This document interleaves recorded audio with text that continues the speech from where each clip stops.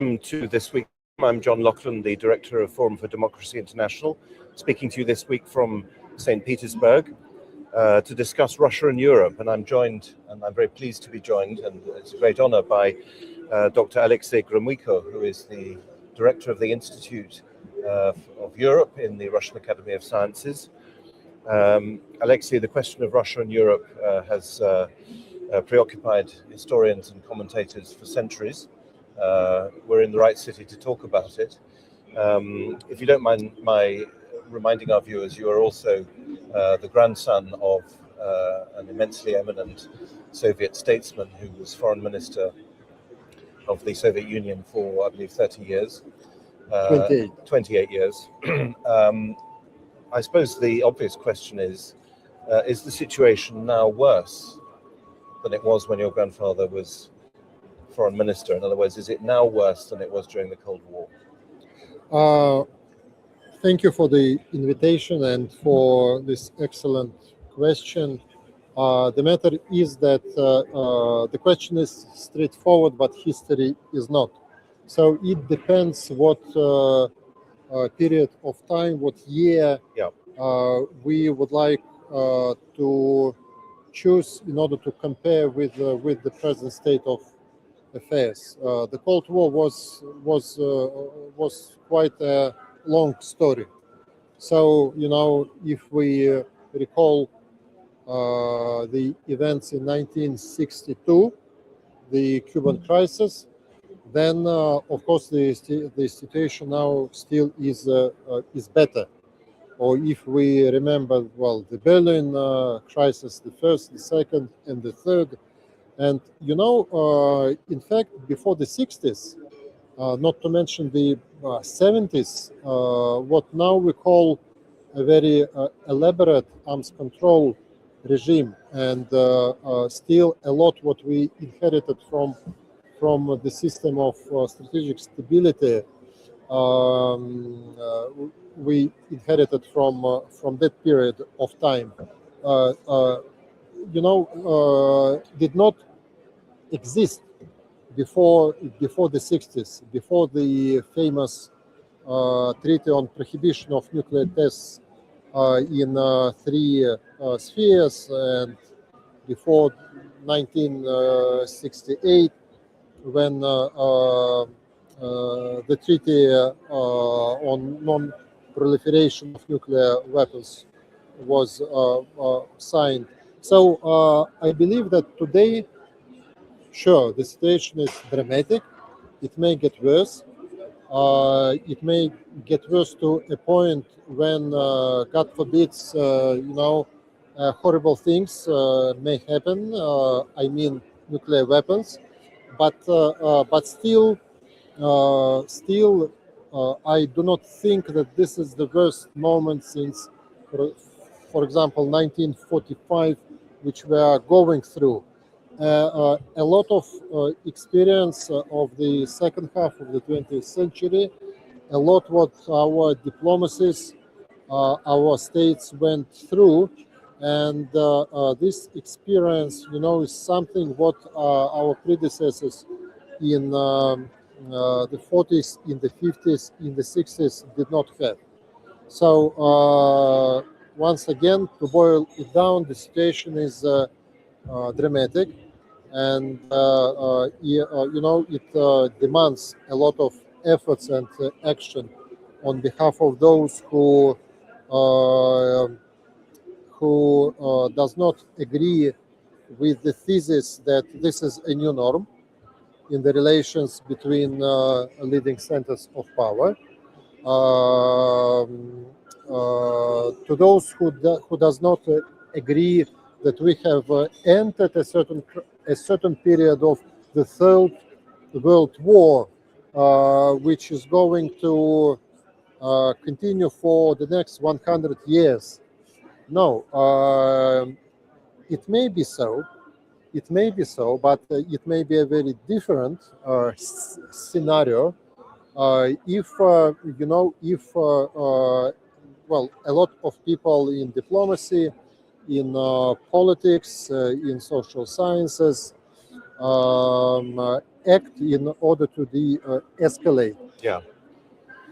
Well, one of the things I notice in talking about this with Russians is this very calming, pragmatic language, which frankly comes from the top.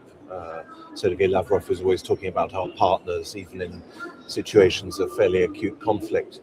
But I've also, in the short time I've been here on this trip, noticed, I'm thinking, for example, of an interview given by Konstantin Kasachov on Russian television. I've noticed a bitterness, an emotional bitterness, a sense that Russia opened herself. I was talking to another very senior person, a friend last night, that Russia opened herself as she feels she did after the end of the Cold War, and that, as I think Kasachov said, she was cheated. And obviously, if you think that you've been cheated, if you think you've been led up the garden path, if you think that, you know, the period of détente, let's say the 90s, the early 2000s or whatever, or the Medvedev period, if you think that that was actually a trick, if not, I'm not saying you think that, but if Russians start to think that, then surely we're not in for an easy ride in the coming years. Well, first of all, I do not think that, you know, that for dozens of years, for hundreds of years, on the one side, there was a design, you know, to depose, to topple, to destroy a certain country. You know, history, first of all, is a history of human beings. Yeah. And each generation of politicians and diplomats, you know, they face with dozens and hundreds of forks in the road, choices. That's why I do not think that history is a linear process. Yeah.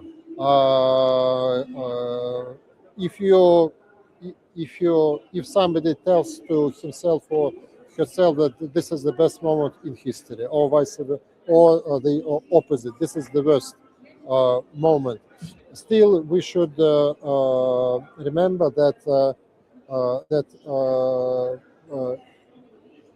the history which expect us may be very different. It depends of what we do or what we do not do.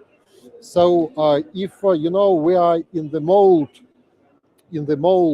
if we are fixated on the idea that there is no other way but for a certain part of the world to look at another part of the world as your perennial foe and enemy, Yeah.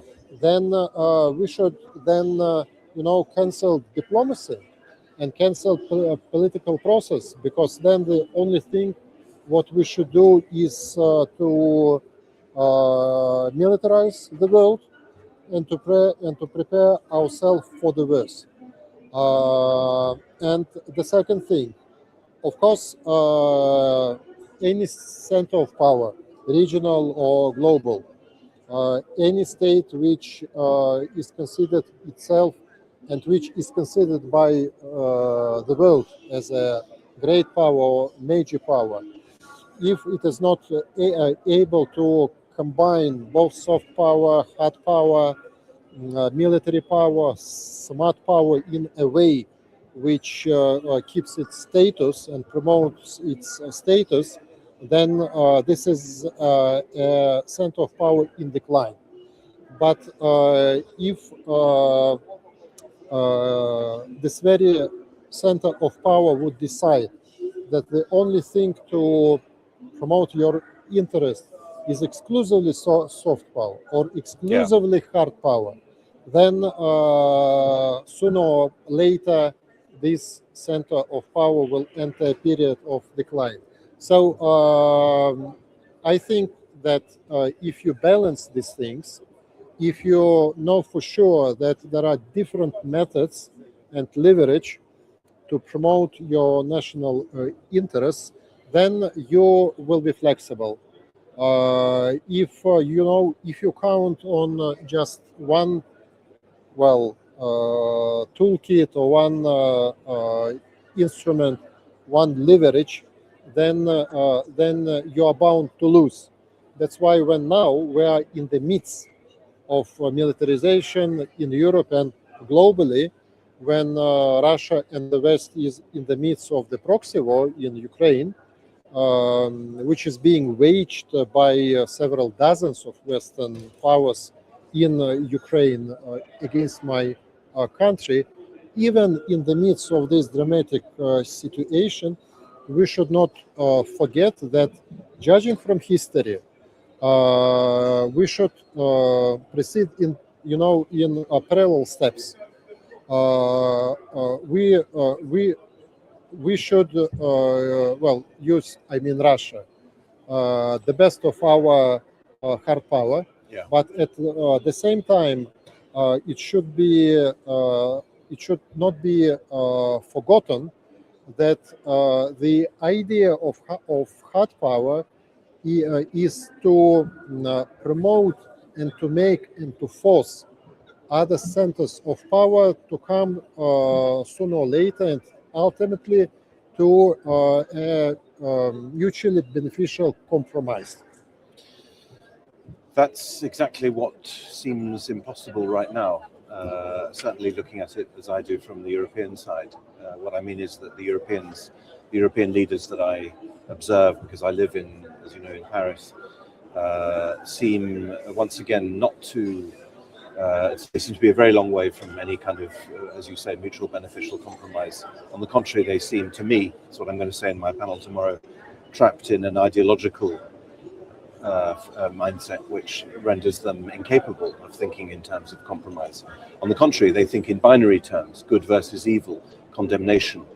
And of course, you mentioned rearmament. You know, that's also what they're thinking in terms of, and indeed of war, because the French, as you know, the head of the French army has said we're going to go to war with Russia in a few years' time. The German leaders have said that, and so on. And yes, history is not linear. That's quite correct. The history of relation between Russia and Europe has, on the contrary, been cyclical, sometimes good, sometimes bad, and one can assume the pendulum will swing back. But when you talk about soft power, Russia, you said Russia, any country must not just deploy only hard, but also hard and soft and so on. What do you have in mind with soft power? What are you referring to, at least where Russia is concerned in that regard? Well, mentioning soft power, I do not want now to stick literally to what Joseph Nye meant. Yeah. Well, in broader terms, those states, their groupings or civilizations succeed, which manages to work out, to create, to set up a model of development which is efficient for yourself, Yeah. but at the same time which is attractive for other, states or peoples, because the world is globalized, and in such kind of world it is impossible to be a success if you are not intrinsically and deeply connected with other players, Yeah. with other parts of the world. So in order to be successful, you should create such kind of the external environment, milieu, which is productive, and favorable for your own development. In order to create such kind of environment, a genuine center of power, which does not just proclaim itself a center of power, but understands what it really means, should be capable to have as many friendly states, Yeah. or let's call them fair weather friends, neutral states, but states which are not preparing for war with yourself, as many states as possible. That's why, judging from the history of my country, the 20th century and earlier periods, still the strategic task was to have as much a friendly near abroad as possible, and as much strategic partnership, or at least pragmatic or realpolitik cooperation with other centers of power, whom you rightly may denominate or define as your well, not foes, but Adversaries. competitors, even adversaries. But there should be a certain balance of power when even adversaries follow a certain rules. And by the way, if we compare now the situation with the state of our adversaries, for example, 1 year ago with now, the situation is not the same. It has not been frozen. The United States these days is not the United States in the days of Joseph Biden. And Europe in June 2026 is not Europe in June 2025. So, well, I would say it was there is worse. a certain drift. There is a certain drift. Well, I agree with you about America, but surely that's what I was going to say, by the way, that surely you mentioned a multiplicity of relations as essential. That's absolutely right. But that's surely what is new about this situation. So let's say at the time of Rapallo, after the First World War, Russia could be friendly with Germany, having been excluded with Germany from the Treaty of Versailles. Prior to the First World War, she could be friendly with France because she was hostile to Germany and so on. She could play the game of balance of power in Europe. That option is now closed off. And you say Europe is in June 26 is not what it was in June 25. Surely it's worse now for Russia. The Hungarian government having been overthrown. That wasn't maybe much, but it was something. Europe precisely now is a bloc. The world is not a bloc. I agree. The world is not a bloc. We see that in events like this one.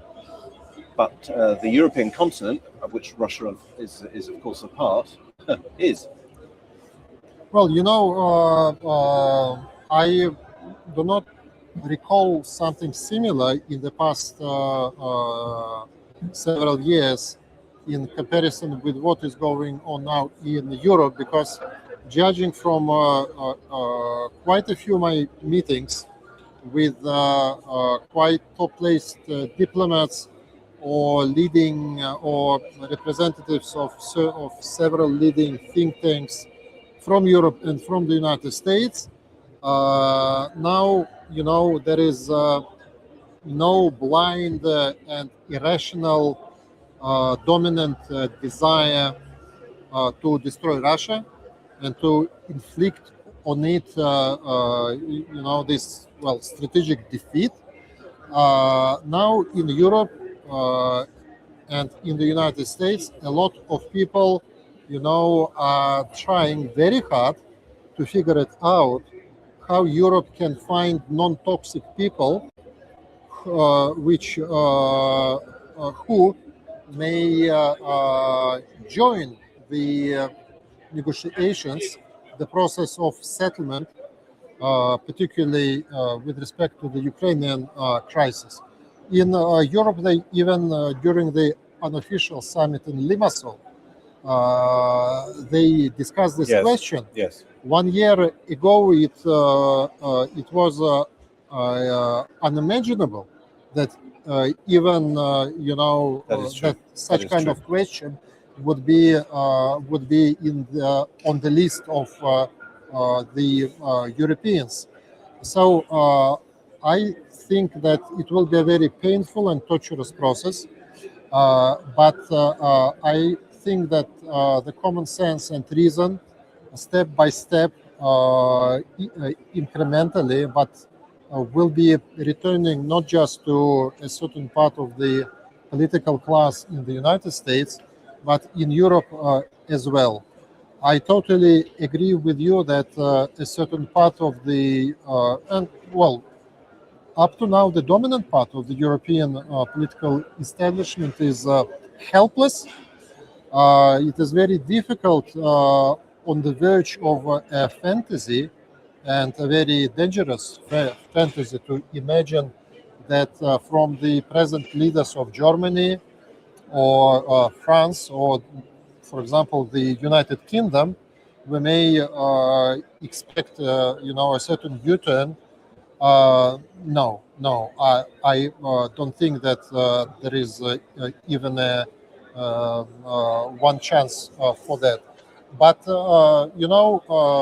these three, five, six states are not the whole number of states which are located in Europe, and there are different political forces in all of these states, different politicians. Orban is lost, Yeah. but I would not say that that Magyar is that Orban was a revolutionary, or vice versa, was a counter-revolutionary, and Magyar is the opposite to Orban. We know that Magyar that some of his views coincide with what Yeah. Orban was so consistent in promoting. For example, Magyar stated several times already after the election that Hungary is not going to supply Ukraine with arms. Yes, that's a good point. That not a single Hungarian soldier will be sent to Ukraine, and that the cooperation in the sphere of energy with Russia is something what is very important for Hungary. Okay, there is no Orban, but look what took place in Bulgaria, for example. Now the former president Yes, that's Radev true. That's true. is a new prime minister, and he is also, well, he is not. Of course, I would not like to say that we should be looking for other Orbans across Europe, but we should be looking for those people who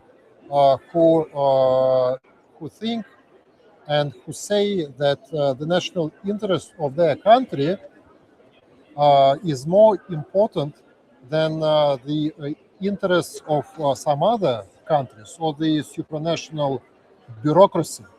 And I believe that Europe is not immune, immune from pragmatism. We know from a lot of communication and interaction with European business, for example, that there are hundreds and thousands of people and companies who understand that to behave that if their countries keep behaving themselves with Russia in a totally irrational and self-destructing way, is something that they cannot afford. Yeah. That's why I think that we are approaching to a certain point of critical minimal mass of ideas and intentions, which may change the balance in Europe. Maybe not this year, maybe next year, but I believe that our president put it forward very eloquently on the 9th of May.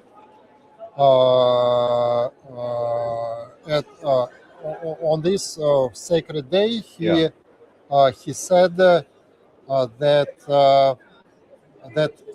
we are open to talks with representatives of Europe,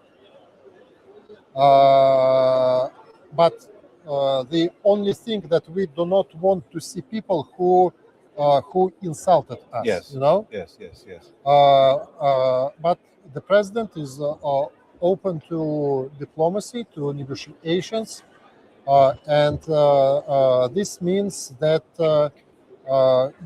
it does not depend on Russia. What is the outcome, and how close this point is. Europeans should stop blaming Russia. Should stop, painting themselves as angels. Should stop moralizing. Should stop lecturing, because when you increasingly look like a man who suffers from serious illness, or a man who who is drowning, and still you are crying and shouting out that you are right, and the river, which is which may take your life in several seconds, is wrong. This is a very bad way of promoting the interests of your country. So let's see what is going to happen. But at the same time, we should not play a role of observers. If we think that this is not new norm, that a war is not a natural state of life, then I believe that all of us who does not agree with such a vision should act. And while the guns are doing their job, at the same time, we should try to make sure that this period is shorter, not longer, and that when we are faced with the post-conflict environment, we should make sure that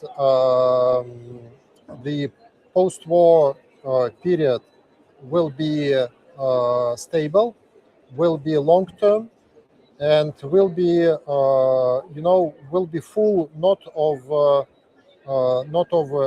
animosity and the attempts to undermine peace, but that this period will be a period of of a new balance of power. Balance of power, the key to peace. Treaty of Utrecht, 1713. Let's hope that. Alexey Gromyko, Director of the Institute of Europe in the Russian Academy of Sciences. Thank you very much indeed. Thank you. Thank you very much for watching, and we'll see you next week.